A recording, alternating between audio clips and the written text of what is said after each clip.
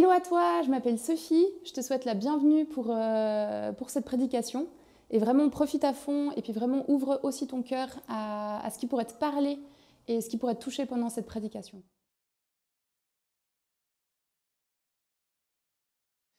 Bienvenue à tous ceux qui nous ont peut-être rejoints en cours de route, bienvenue aussi à ceux qui nous regardent en live. On est tous ensemble, ça fait plaisir. Ceux qui ne me connaîtraient pas, j'ai rencontré des personnes de Home dernièrement, on ne se connaissait pas. Donc ceux qui ne me connaissent pas, je m'appelle Jonas, je fais partie de l'équipe pastorale ici à Home. C'est moi qui va apporter le message ce matin. Je vais m'installer un peu parce que je vais bouger, je le sais, je me connais. Yep. Et on n'est pas dans une série comme on l'est souvent ici à Home, un thème, plusieurs messages autour. Là, c'est un message un peu à part.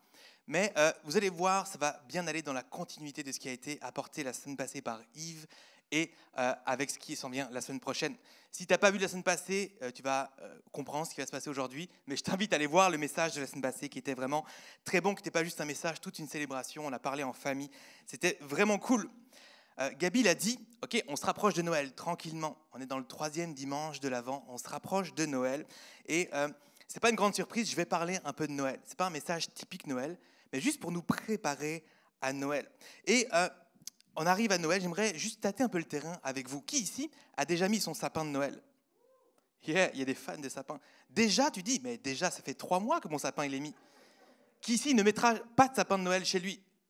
Ok, pas de jugement pour ces personnes. J'ai discuté avec quelqu'un hier qui a dit « J'aimerais mettre un sapin, mais il n'y a pas de place chez moi. » On vous respecte, il n'y a aucun problème. C'est Noël chez vous aussi, c'est tout à fait ok. Je ne vais pas ouvrir le débat sapin naturel ou artificiel, donc je vais changer de sujet. Ok. Qui a déjà fait sa liste de cadeaux? Il sait plus ou moins qu'est-ce qu'il va offrir à Noël aux gens? Ok, c'est pas mal. Niveau supérieur, qui a déjà quasiment acheté tous les cadeaux? Waouh, ok, waouh. Ça, ce ne sera jamais moi, je crois. Bravo à vous, vous êtes incroyables. Et dernière question, qui ici a un calendrier de l'Avent? Yeah, des fans de calendrier de l'Avent. Ce truc de calendrier de l'Avent, je ne sais pas vous, j'ai l'impression, en tout cas moi, c'est la première fois que je vois ça cette année, j'ai l'impression que ça n'a jamais été autant commercialisé. Il y a tellement de types de calendrier de l'Avent. Ouais, quand même, hein, il y en a de toutes sortes. Moi, j'en ai reçu un avec des pop-corn. Chaque jour, un petit paquet de pop-corn.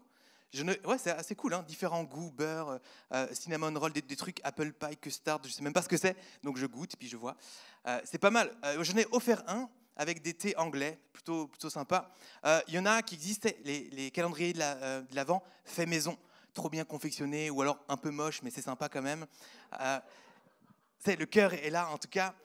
J'ai un collègue qui en a acheté un avec des sextoys dedans, pourquoi pas. Il y en a des très chers avec des whisky. Il y a ceux avec le chocolat. J'aimerais savoir, ici c'est intéressant, question bonus. Qui ici a un calendrier de l'Avent avec des chocolats, mais qui l'a déjà fini? Ok, vous ne faites pas partie de ces bizarres là. Vous avez la maîtrise de vous, bravo, je suis fier de vous. Ça c'est le cliché, ça me fait toujours rire. Il faut 4 calendriers de l'Avent pour tenir jusqu'à Noël, tu vois. Je crois que ce truc de calendrier de l'Avent, vraiment, c'est quelque chose, tout le monde a un calendrier, c'est connu de tout le monde. Et alors qu'aujourd'hui on va parler un peu de Noël, on veut se rappeler que Noël, c'est aussi à propos de Jésus. Surtout et avant tout à propos de Jésus, clairement. Tout ça, c'est bien, le sapin, c'est bien les cadeaux, les repas en famille, les calendriers d'avant, il n'y a aucun problème. Mais Noël, c'est avant tout à propos de la naissance de Jésus. À l'approche de cet événement, on veut se préparer, se disposer, se rappeler vraiment qu'il s'agit de Jésus. Le calendrier de l'Avent classique dont je viens de parler, ça nous prépare à Noël en fait. Aujourd'hui, on est le 12, je ne sais pas si tu as ouvert ton 12, mais il faut se dire, aujourd'hui, on est le combien déjà devant ton calendrier? On est le combien? On est le 12, et je ne sais pas toi, moi ça m'arrive, mais je ne trouve pas le 12. Il est où? Ils ont oublié le 12, c'est pas possible. C'est quoi? Où est Charlie avec ce 12? C'est pas possible, je ne trouve jamais. Ok, aujourd'hui on est le 12 il est où? On se pose la question, on est le 12, et puis on arrive tranquillement à Noël. On se prépare, aujourd'hui c'est le 12, il y a un petit chocolat, une petite surprise qui nous rappelle qu'à Noël on aura un grand chocolat, un grand dessert, une grande surprise, un petit cadeau pour le grand cadeau de Noël. Ça nous prépare à ce qui s'en vient, ça c'est le but du calendrier de l'Avent. Et si on vivait l'Avent, ok, de cette façon, mais aussi avec Jésus? À la base le mot Avent, A-V-E-N-T, ce n'est pas les fabricants de calendriers de l'Avent qui l'ont inventé, c'est une vieille tradition chrétienne où on compte 4 dimanches avant Noël, où on se prépare à l'arrivée de Jésus. Et ce mot « avant » vient du latin « adventus » qui veut dire « arriver ». Et Gabi l'a dit, l'Avent représente la période où on se prépare à l'arrivée de Jésus sur la terre. Et aujourd'hui, comment est-ce que toi, tu te prépares à Noël? Comment est-ce qu'on se prépare? Je crois qu'en fait, souvent, on ne se prépare pas tant que ça. Ça vient, des fois, on y pense. Il y en a qui se préparent. On parlait un peu ce matin dans le moment de Hostim. Et puis, quelqu'un disait, moi, je fais un espèce de calendrier de l'Avent de Jésus, en fait. Et je me prépare avec des versets et puis toutes sortes de choses. C'est trop bien.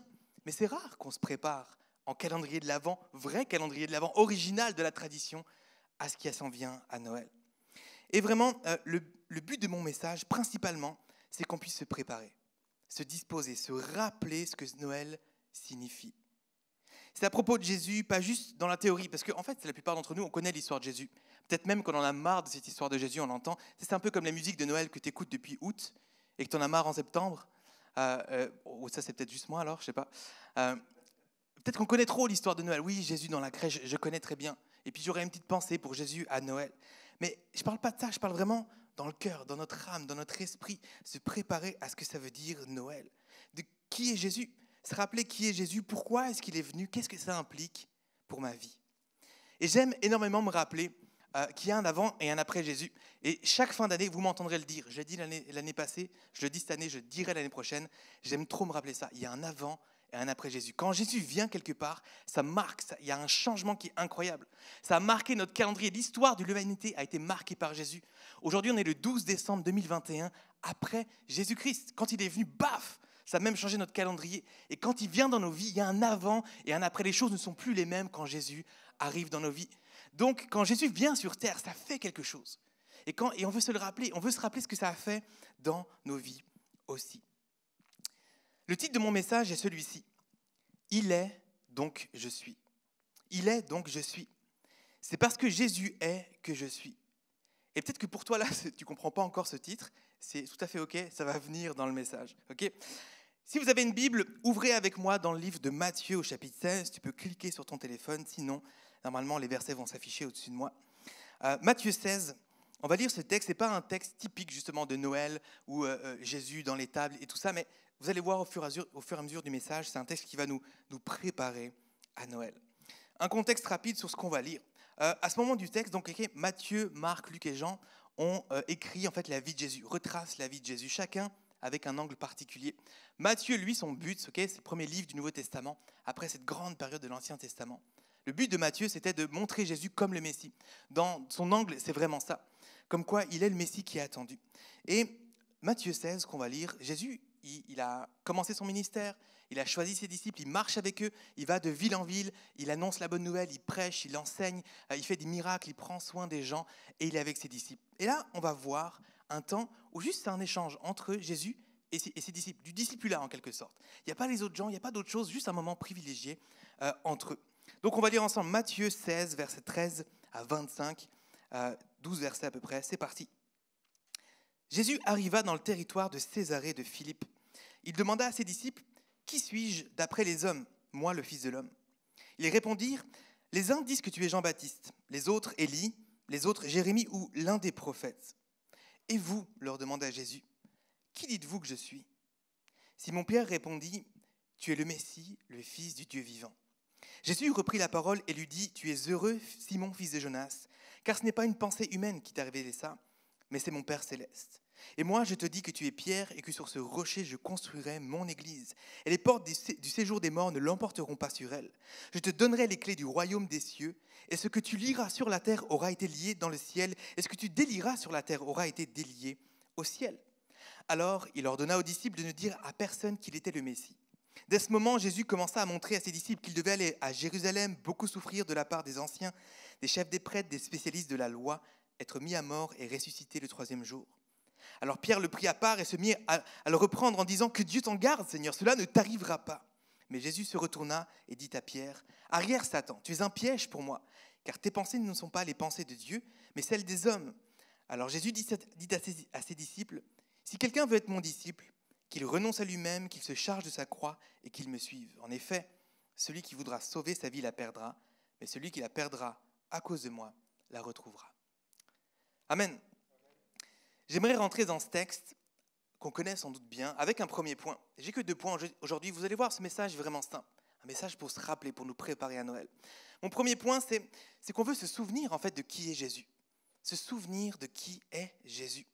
Dans les premiers versets, Jésus pose cette question à ses disciples. Et les gars, on marche ensemble de ville en ville depuis quelques temps. Vous parlez avec des gens que moi, je ne sais pas, j'ai une réputation déjà partout, les gens me connaissent plus ou moins. Mais justement, les gens, ils disent que je suis qui, hein? Vous, les disciples, là, dites-moi un petit peu, vous dites que les gens, ils disent que je suis qui? C'est quoi ma réputation un petit peu? Comment les gens ils me perçoivent? J'aimerais prendre un peu le pouls. Et un peu de contexte ici. Jésus, ce n'est pas complètement un inconnu. J'ai dit, il a une réputation, il prêche déjà de ville en ville. On sait plus ou moins qui il est parce qu'on sait où il est né, on connaît sa famille, on sait d'où il vient.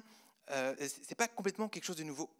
Il faut savoir aussi, à ce moment-là, à cette époque-là, lui et les disciples, ils sont dans une zone géographique là où ils voyagent et dans une période où on attend un Messie en fait. On attend un Messie qui est annoncé par des prophètes depuis des centaines d'années. Les prophètes se sont succédés dans l'Ancien Testament, levés pour annoncer qu'un Messie viendrait. Ils préfiguraient l'avenue du Messie. Et c'est pour ça que les disciples répondent, les gens en fait disent que tu fais partie de ces prophètes. Tu es un prophète de plus qui annonce que le Messie va venir en fait. Et sans doute les disciples étaient assez confortables et rassurés par cette idée. Je pense que les disciples se disent, j'espère que tu es un prophète et pas juste un gars sectaire et que je ne suis pas en train de suivre et modeler n'importe qui, tu vois. Donc je pense que ça leur convenait bien comme réponse de la part des gens. Ils vont dire justement, certains disent Jean-Baptiste comme un prophète du Nouveau Testament, ou alors Élie ou des anciens prophètes. Et peut-être même que eux-mêmes pensaient ça. Moi je pense que tu es un prophète. Pour les disciples, cette idée vraiment était sans doute rassurante. Et si Jésus nous posait à nous la question aujourd'hui, les gens, homme, les gens ils disent que je suis qui? Dans ton entourage, les gens ils disent que Jésus est qui? Okay. J'aimerais prendre le pouls. Qu'est-ce qu'on dit de moi en 2021? Surtout à Noël. Certains diraient, Jésus c'est un grand homme barbu avec la robe blanche là, puis les cheveux longs. Le cliché, tu vois. D'autres diraient, Jésus, oui, le petit bébé mignon dans la crèche. D'ailleurs, il faut que j'achète la petite figurine parce que la mienne, elle est cassée, tout ça. Comme ça, je vais la mettre dans la crèche. Ou c'est la version chrétienne du Père Noël. Coca, il a le Père Noël, les chrétiens, ils ont Jésus, tu vois. Ou alors, Jésus, c'est peut-être le chef du calendrier de l'Avent. On pourrait entendre que Jésus, c'est un prophète, typiquement pour les musulmans. Dans l'islam, Jésus est un prophète. D'autres diraient que Jésus, c'est simplement personne. Et il y aura encore plein d'autres définitions. Il y a plusieurs voix autour de nous. Les gens disent quelque chose. Et dans cette période de l'Avent, aucune d'elles ne crie que Noël est à propos de Jésus. Aucune d'elles. Au contraire, rien n'est fait pour nous rappeler que le vrai sens de Noël est Jésus. Il y a tellement de pression, de stress, de cadeaux, de comment on va passer Noël. Est-ce qu'on va passer Noël quelque part? Attends, si on va dans ta famille ou dans la mienne, oui, mais le test Covid, oui, mais si je vais en France, oui, mais attends, je suis suisse, il faut un test PCR, mais je suis vacciné, guéri, comment on fait? Attends, je ne sais plus, 10, 15, comment? Quoi? Les cadeaux, le truc. Ou alors au contraire, il y a tellement de voix qui disent « Ah, mais la féerie de Noël, la magie de Noël, les sapins, le vin chaud, les marchés, les films de Noël, c'est trop bien, c'est ça Noël !» Tellement de voix par-ci par-là. D'autres voix vont crier « Non mais Noël, c'est trop stressant. J'ai du travail à plus en finir, j'ai des examens, j'ai des choses. » Tellement de voix crient que Noël n'est pas à propos de Jésus. Que Noël, c'est bien autre chose. Que Jésus n'est pas la priorité, que Jésus est tout sauf Noël. Tellement de choses qui crient comme ça dans nos vies. Tellement de bruit que Jésus n'est pas important, qu'il n'est pas la priorité. Dans cette fin d'année, les gens, les événements peuvent te distraire ou te faire oublier qui est Jésus. Te faire oublier que Noël est à propos de Jésus et que Jésus est à propos de tout en fait. Et c'est pour ça que Jésus doit être au centre, non seulement de Noël mais de nos vies. Alors, dans le texte qu'on a lu, Jésus pose une deuxième question à ses disciples. Ok, les gens disent ça de moi, mais vous là, vous, qui dites-vous que je suis?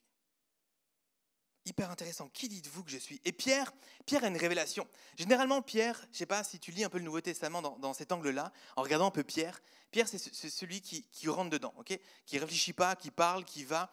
Si tu regardes, si tu lis la résurrection de Jésus, quand Pierre et Jean apprennent que Jésus n'est plus dans le tombeau, ils courent, ils vont. Jean s'arrête devant le tombeau, Pierre, il rentre, il ne réfléchit pas, il va regarder. Pierre, souvent, il parle sans réfléchir. Mais là, pour le coup, Pierre a une révélation incroyable. Il va dire, tu es le Messie, le Fils du Dieu vivant. Et en fait, les disciples ne savaient pas jusqu'ici. Ils n'avaient pas cette révélation. Ils ne savaient pas. Ils disaient, je pense que c'est peut-être un prophète. Ils ne savaient pas que Jésus était le Fils de Dieu. Ils ne savaient pas que Jésus était Dieu, qu'il était le Messie attendu. Il a cette révélation.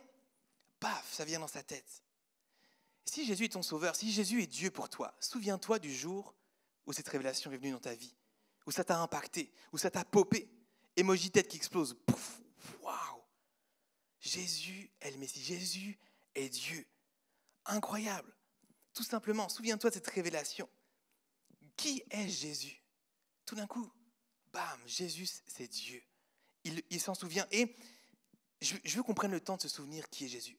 De nouveau, qu'on puisse être un peu wowé par qui il est. Ok ? Répète après moi, waouh.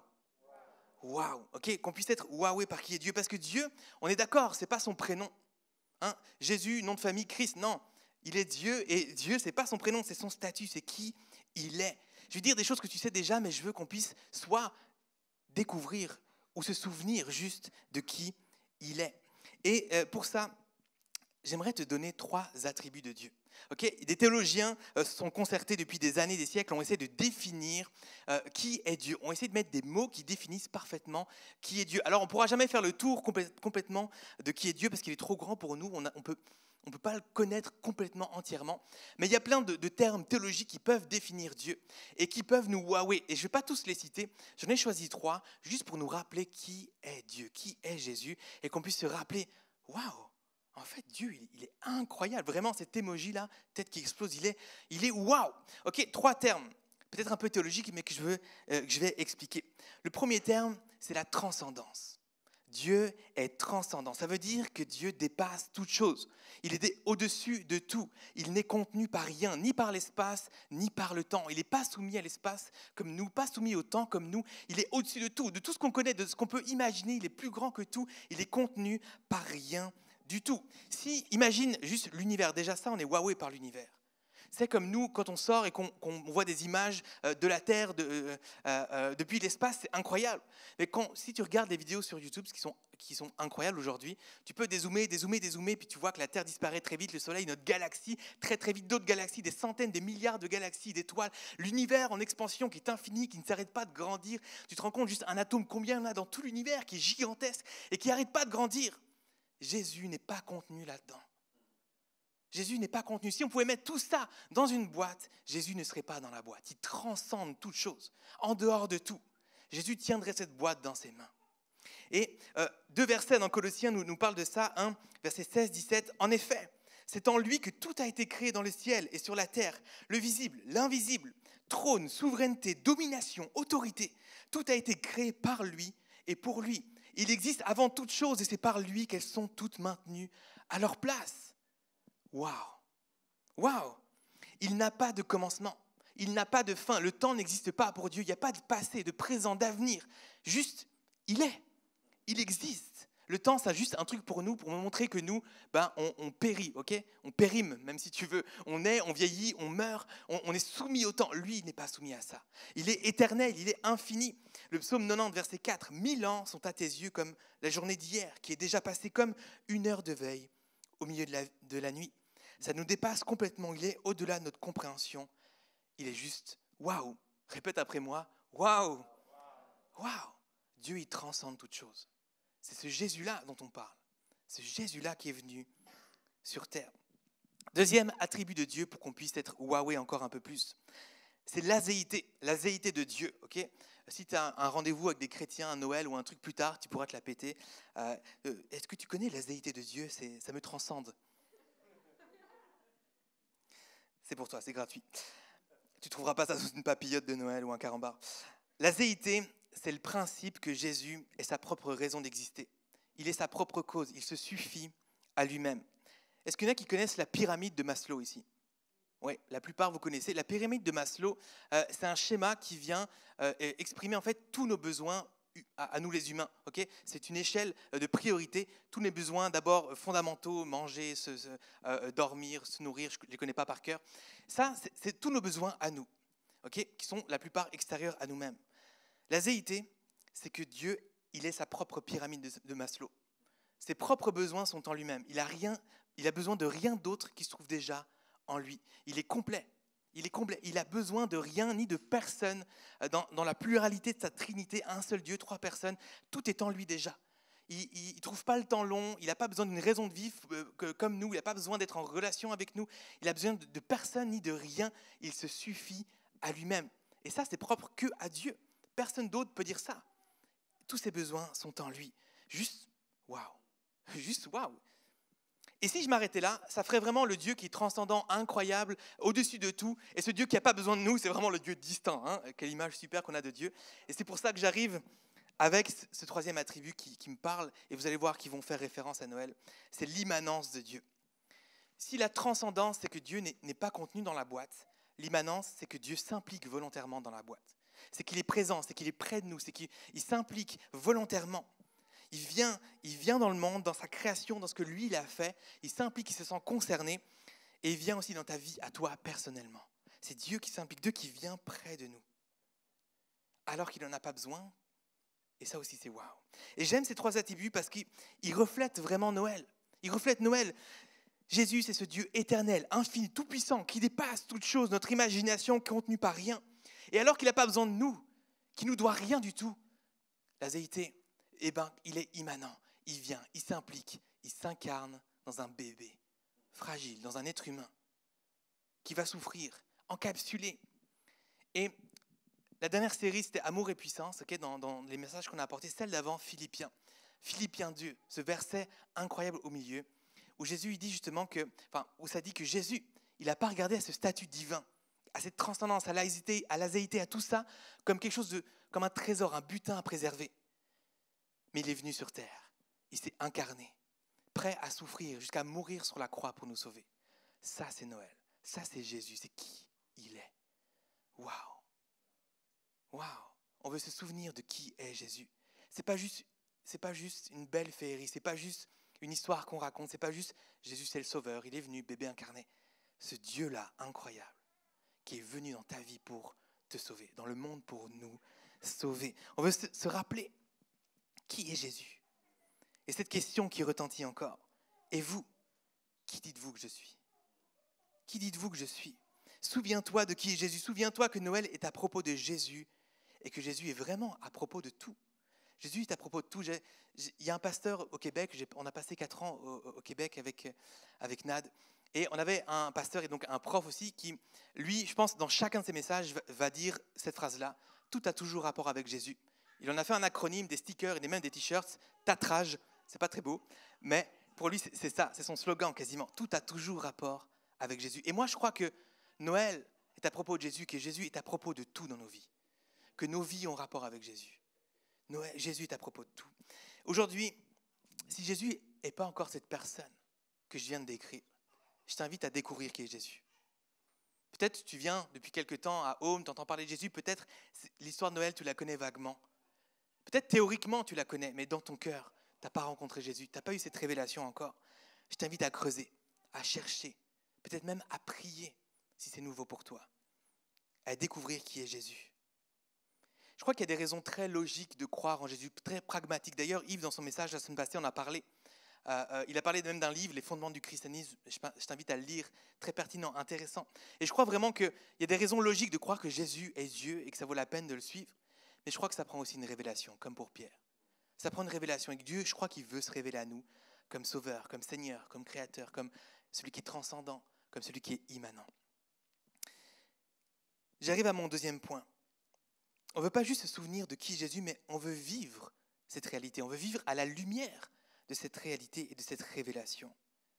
Si on revient à notre texte, Pierre a cette révélation que Jésus, il est le Messie. Et en fait, Jésus veut bâtir sur cette révélation. Quand on a cette révélation de qui est Dieu, il se passe quelque chose. Okay, donc, Pierre dit, tu es le Messie, tu es le Fils de Dieu. Bam, révélation. La suite du texte, verset 17. Jésus reprit la parole et lui dit, tu es heureux, Simon, fils de Jonas, car ce n'est pas une pensée humaine qui t'a révélé cela, mais c'est mon Père céleste. Et moi, je te dis que tu es Pierre et que sur ce rocher, je construirai mon église. Et les portes du séjour des morts ne l'emporteront pas sur elle. Je te donnerai les clés du royaume des cieux. Et ce que tu liras sur la terre aura été lié au ciel. Et ce que tu délieras sur la terre aura été délié au ciel. Donc Pierre a cette révélation de la véritable identité de Jésus. Oh, mais en fait, t'es Dieu. T'es ce Dieu-là. Et cette révélation, elle a des conséquences. Elle vient avec une raison de vivre, une mission, un plan parfait donné par Jésus. Pour Pierre, c'était de bâtir l'église.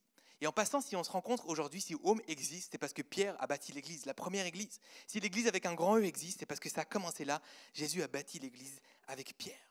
Pour Pierre, c'était ça. Jésus lui dit, ok, tu as compris qui j'étais, maintenant, voilà mon plan. La mission que je te donne, voilà qui tu es, quel est ton rôle, ton identité, ta mission, ta place, la direction pour ta vie, c'est ça. En fait, Jésus a la même chose pour toi, même chose pour nous. Avec la révélation de qui il est, vient son désir de bâtir quelque chose avec toi. Quelque chose de beau, quelque chose d'incroyable, un plan, une mission. La réalité, c'est que ça va tout te coûter. Plus tard, il va dire, celui qui veut être mon disciple, il faut renoncer à lui-même.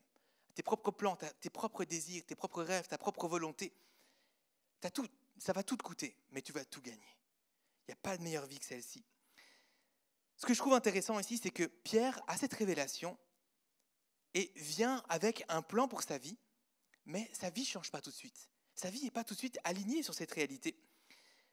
Jésus lui explique ce qui va se passer. Voilà ce que j'ai pour le plan pour toi. Mais Jésus explique aussi ce que ça veut dire à ses disciples. Pour la première fois, en fait. Ok, maintenant vous comprenez, je suis le Messie. Mais voilà ce que ça implique. Et puis on peut le relire. Verset 21. Dès ce moment, Jésus commença à montrer à ses disciples qu'il devait aller à Jérusalem, beaucoup souffrir de la part des anciens, des chefs des prêtres, des spécialistes de la loi, être mis à mort et ressusciter le troisième jour. Trop bien, une belle révélation. Mais voilà ce que ça implique pour moi.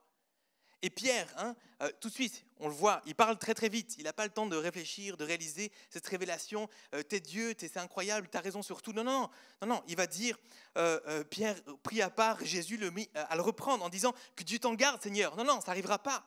Toi, mourir? Non, je viens d'avoir une révélation. T'es Dieu, t'es le Messie. On va laisser mourir le Messie. C'est mort. Non, clairement pas. Clairement pas.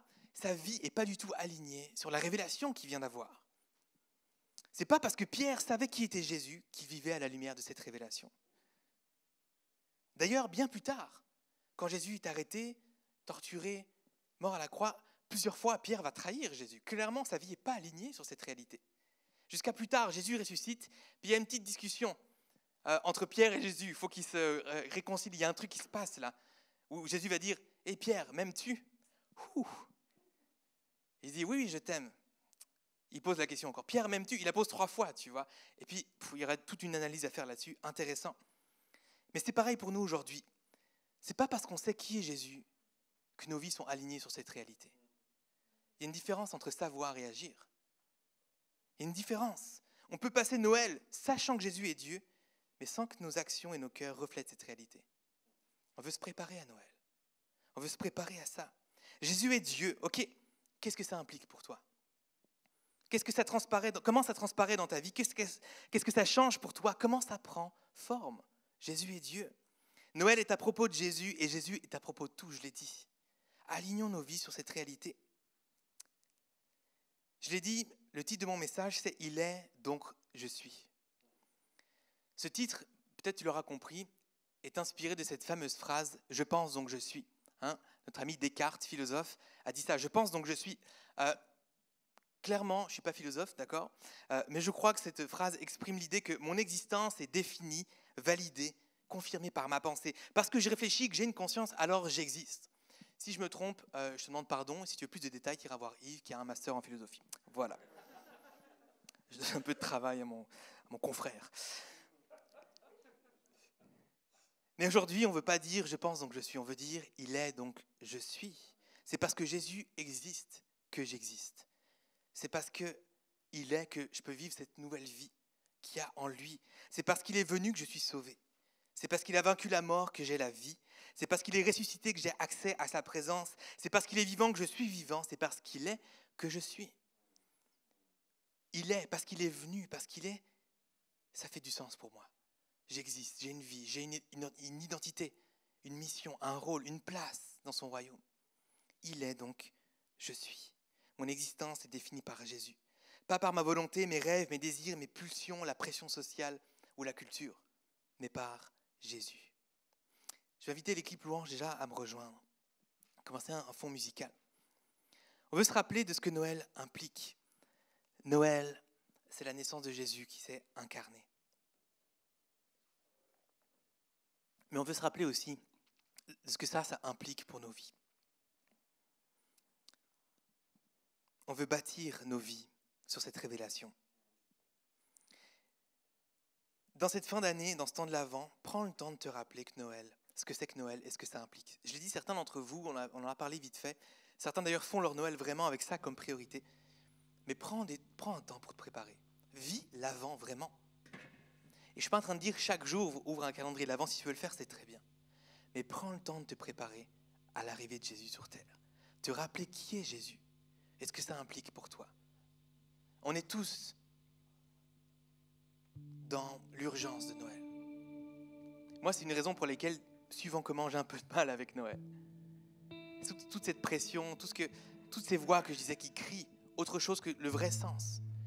Même certains vont dire le sens de Noël, c'est la famille, la réconciliation. J'ai jamais vu que ça se passait comme ça. Souvent, on va faire semblant, puis après, ça repart comme c'était avant. Ou souvent même, c'est de la solitude ou c'est de l'embrouille. Tellement de pression, tellement de cadeaux, de dépenses, de comment je vais faire pour acheter ces cadeaux. Pourquoi il faut que j'aille à ce Noël avec mon oncle raciste là? Non, ça ne m'intéresse pas. Il faut que j'aille là-bas, mais ils sont tous véganes. Ou alors, je suis végane et là-bas, ils sont tous pro-viande. C'est si compliqué. Les examens, les gens. Et si je passais Noël tout seul? Alors que moi, peut-être je suis seul, j'aimerais passer Noël avec des gens. Il y a tellement de pression de choses. Et si Noël, c'était à propos de Jésus? Toutes ces choses-là, c'est bien. Fêtons Noël. Faisons la famille. Réconcilions-nous. Offrons des cadeaux. Faisons le calendrier de l'Avent, c'est très bien. Mais si Noël était à propos de Jésus? Si on se souvenait qu'il était? On peut le faire toute l'année, se souvenir qui est Jésus et remettre nos vies au centre. Mais Noël, c'est pas juste pour dire « Ah ben voilà, Noël c'est à propos de Jésus ». Pour moi, Noël c'est un rappel. Comme Pâques, on veut le célébrer tous les jours, Pâques. Mais Noël c'est un rappel. C'est comme un calendrier de l'Avent une fois par année, tu vois. Loin de là de l'anniversaire de Jésus, ou alors oui, comme l'anniversaire de Jésus. On veut célébrer qu'il est venu. Mais célébrer et nous rappeler et vivre ce que ça implique pour nous. Alors prends des temps. Prochainement, dans les 2 prochaines semaines avant Noël, prends des temps. Des temps de méditation, des temps de réflexion. Prends le temps de lire peut-être le récit de Noël dans les évangiles, de lire un livre peut-être à propos de ça. Prends le temps de prier là-dessus, prends le temps de te rappeler qui est Jésus. Mets des temps peut-être dans ton calendrier, 1 fois par semaine d'ici Noël. Dans ton Noël, essaye de mettre un moment, pas juste « Ah oui, c'est vrai que Noël est à propos de Jésus », mais peut-être un temps de prière spécifique ou quelque chose. Bénir Dieu, honorer Dieu. Mais prépare-toi à l'arrivée de Noël. Et pour te lancer sur cette voie, j'aimerais qu'on prenne un temps d'introspection. Je vais juste poser 3 questions qui vont s'afficher à l'écran. Peut-être juste 30 secondes pour y répondre. Ça va continuer à jouer derrière moi. Tu peux te lever si tu veux, tu peux rester assis, tu peux ouvrir tes yeux, fermer tes yeux. Tu peux répondre en prière. Tu peux poser des questions à Dieu, tu peux prendre des notes si tu veux. Juste un temps, on va répondre à ces questions. Et pas juste de nouveau, pas théorique, pas ce que tu sais à propos de Dieu. Lis ces questions comme si Jésus te les posait. Réponds à lui en fait. Pose des questions à Jésus, tu vas voir, il y a un moment peut-être tu vas devoir poser des questions à Dieu. Juste 3 questions très simples qui font écho au message. Alors on peut juste se concentrer, s'introspecter. Et je lance cette première question que Jésus même a posée à ses disciples. Il nous la pose aujourd'hui. Qui dites-vous que je suis? Autrement dit, qui est Jésus pour toi? Je te laisse répondre.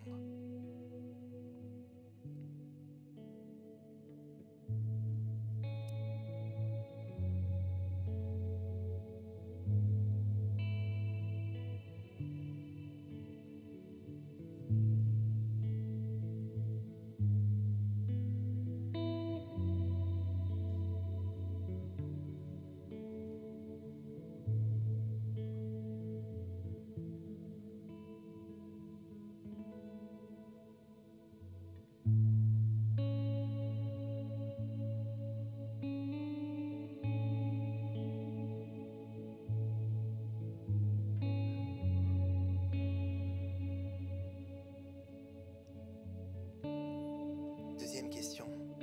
Quel sens a ta vie à la lumière de cette réalité? Ce que Jésus est pour toi, qu'est-ce que ça implique pour toi? Qu'est-ce que ça change dans ta vie? Qu'est-ce que ça veut dire pour toi?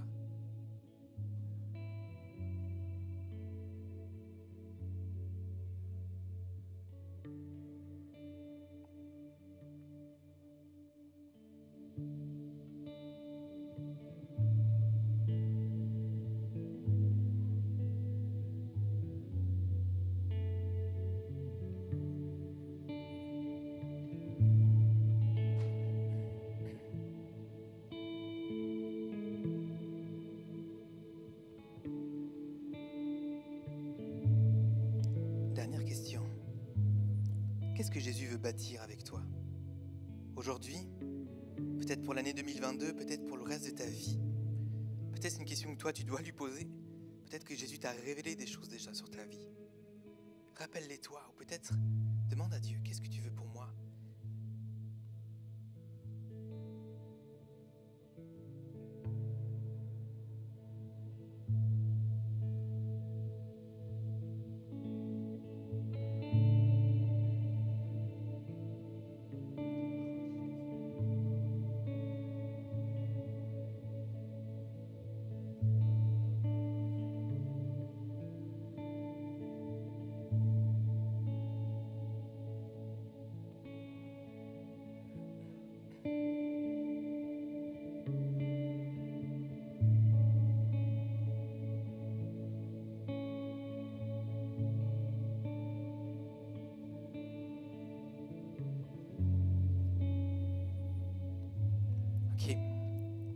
invite à reprendre des temps comme ceci, chez toi. Je vous invite à vous lever, on va juste mettre tout ça en prière. On se lève devant Dieu, on dispose nos vies, nos cœurs. Et j'aimerais vraiment prendre un temps de prière dirigé, faire comme un appel. J'aimerais m'adresser à 3 catégories de personnes ici et prier pour vous, avec vous, à la suite de ce message. On se concentre sur Dieu, qui est présent, qui est ici, qui est agissant, qui nous aime, qui veut nous rencontrer, nous toucher. Peut-être tu es là aujourd'hui, tu es là ce matin. Comme je l'ai dit plus tôt, tu entends parler de Jésus. Peut-être tu viens depuis quelque temps à Home. Peut-être tu vis 2-3 choses, peut-être pas tant que ça. Jésus, tu as besoin d'une révélation. Tu es là ce matin et tu as besoin, ou tu cherches une révélation. Ou peut-être tu ne le sais pas, mais c'est ce que tu as besoin. Tu as besoin de vivre quelque chose, que Jésus se révèle à toi, comme ce Sauveur, comme ce Seigneur, comme ce Dieu, waouh, justement, dont je parlais. Cherche-le, je t'invite. Peut-être tu doutes, peut-être tu as peur, peut-être tu es sceptique. Je t'invite, cherche-le. Cherche-le. Tu peux t'adresser à lui, prier, c'est juste parler à Dieu. S'adresser à ce Dieu qui est vivant, qui est là. Tu peux même dans ton cœur t'adresser à lui tout simplement. Révèle-toi à moi. Montre-moi que tu es là. Il paraît que tu m'aimes, il paraît que tu es vivant. Fais-moi sentir tout ça. Il paraît que tu as quelque chose pour moi, un plan, une vie, une paix, une joie. Cherche Dieu, parle avec des gens. Si tu es venu à Home une fois, quelques fois, continue de venir, continue de cheminer avec nous. Parle avec d'autres personnes qui ont vécu ça. Parle aux gens comment toi tu as vécu cette révélation. Cherche Dieu, prie Dieu ici, mais peut-être chez toi aussi. Jésus veut se révéler à toi. Il est un Dieu d'amour, il est un Dieu incroyable. Comme j'ai dit, il a une aventure folle pour toi. Il a un plan sur mesure pour ta vie dans lequel tu peux t'épanouir. Ça va pas toujours être facile, mais c'est la meilleure vie que tu vas avoir. Cherche Dieu. Et Seigneur, je prie que tu te révèles à tous ceux qui ont besoin d'une révélation aujourd'hui. Révèle-toi comme plusieurs l'ont reçu, comme Pierre l'a vécu. Waouh, que certains puissent vraiment vivre ça. Révèle-toi, ouvre les yeux de nos cœurs. Tu es ce Dieu, ce Sauveur, ce Seigneur, ce Créateur. Le chemin, la vérité, la vie. Tu es au commencement, tu es à la fin. Tu es au-dessus de toutes choses, révèle-toi, ouvre nos cœurs. Qu'on puisse te voir, qu'on puisse te sentir, te comprendre, te percevoir. Qu'on puisse t'accepter comme Jésus, Sauveur, Seigneur. Révèle-toi ce matin, révèle-toi. Peut-être ce matin, tu sais que Jésus est Dieu. Mais ta vie n'est pas ou plus alignée sur cette réalité. Jésus est plus au centre de ta vie. Tu t'es laissé emporter, tu as peut-être laissé les influences, les voix autour de toi, peut-être spécifiquement ici à Noël, te sortir du cap. Jésus, ton focus est plus sur Jésus. Pierre avait cette révélation, tu es Dieu. Mais sa vie n'était plus alignée, n'était pas alignée, ses propres désirs étaient encore en contrôle. Peut-être c'est le moment pour toi, l'occasion pour toi, de revenir à Dieu, de remettre le focus sur Jésus, de le remettre au centre de ta vie. L'occasion peut-être de demander pardon, de te consacrer, de te reconsacrer à Jésus, de te réaligner avec ce qu'il a pour toi, de revenir à lui. Peut-être tu es en froid avec Dieu. Dieu t'aime, Dieu est parfait. Peut-être il y a des choses, des incompréhensions qui t'ont déçu, des attentes. Dieu est parfait. Il n'a aucune faille. Ça ne veut pas dire que le problème, c'est toi. Ça veut juste dire que la solution, tu vas la trouver avec Dieu. Jésus tend la main. Il te tend cette main pour revenir, pour que tu reviennes, pour être réconcilié, pour revivre cette vie en harmonie avec lui, pour remarcher avec lui au centre de ta vie. Et quand c'est le cas, tout va mieux. Tout est beau, tout est bien. Même dans les difficultés, Jésus donne sa paix pour les traverser. Jésus, je te prie pour ces personnes. Je te prie qu'il puisse y avoir des réconciliations avec toi. Seigneur, que des vies se remettent sur les tracs avec toi, que tu sois de nouveau mis au centre, que les vies soient bâties à nouveau sur toi. Seigneur, qu'on puisse mourir à nouveau, se reconsacrer pour vivre pour toi, avec toi, qu'on soit à ta suite, qu'on soit tes disciples, Seigneur, qu'on soit prêt à renoncer à nous-mêmes et vivre pour toi. Aide, Seigneur, ces personnes à faire ce choix, à revenir à toi. Et peut-être, dernièrement, tu es là ce matin. Jésus, c'est ton sauveur, ta vie est alignée sur Dieu, mais peut-être tu as juste besoin de te rappeler, il est Dieu dans ta vie. Peut-être tu passes une période difficile ou peut-être juste dans cette période de Noël, tu oublies en fait que waouh, Jésus, il est Dieu, il est incroyable, il est fou. Juste être renouvelé dans ton waouh pour Dieu. Ou peut-être tu vis une période difficile et juste tu as besoin qu'on te rappelle. Dans ta situation, dans ce que tu vis, dans ce brouillard, dans cette tempête, cette noirceur, Jésus est Dieu. Le Dieu de ta vie, le Dieu de tes circonstances. Et j'aimerais te citer ce verset. Psaume 46, verset 10. Arrêtez et sachez que je suis Dieu. Je domine sur la terre, je domine sur les nations. Arrête-toi dans ce que tu vis. Stop. Hey, sachez que je suis Dieu. Souviens-toi, Jésus est Dieu, ce Dieu transcendant, ce Dieu d'amour, ce Dieu présent, ce Dieu qui t'aime. Souviens-toi, renouvelle ta vision de Dieu et ce Dieu qui est présent dans toutes les circonstances. Jésus, renouvelle notre vision de toi, notre compréhension de toi, notre connaissance de toi, notre relation avec toi. Notre révélation de toi, renouvelle-la, agrandis-la, ouvre nos yeux toujours plus à qui tu es et à ce que tu veux faire dans nos vies. Seigneur, on a soif de toi, on veut se rappeler que Noël est à propos de toi et que toi, Jésus, tu es à propos de tout. On veut se rappeler que tu es Dieu et on veut, Seigneur, aligner nos vies sur cette réalité. Seigneur, je remets tout ça, tous ces sujets de prière, toutes ces vies, toutes nos fins d'année, entre tes mains. Toute l'année 2022, toutes nos vies au complet, entre tes mains. Et Seigneur, on va remettre tout ça maintenant, tous ensemble, encore dans la prière et juste dans un temps de louange. Alors place à ce temps de louange. J'espère que tu as bien pu vivre ce moment de prédication. Et pour plus d'informations et pour nous suivre, suis-nous sur les réseaux sociaux ou sur le site internet eglisehome.com.